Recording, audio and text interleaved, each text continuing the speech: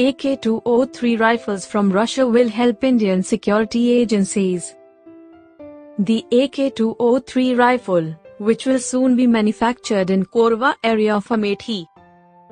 This is a new joint venture between India and Russia to manufacture the Kalashnikov assault rifles 200 series will be able to fulfill Indian security agencies' requirement for small arms.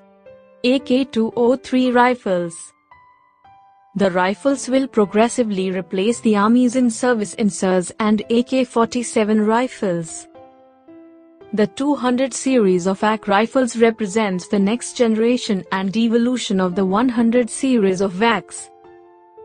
The AK-103 has plastic folding buttstock that ensures convenience on the march, during transportation and landing operations. The AK-103 can carry a 40mm underbarrel grenade launcher or a knife bayonet.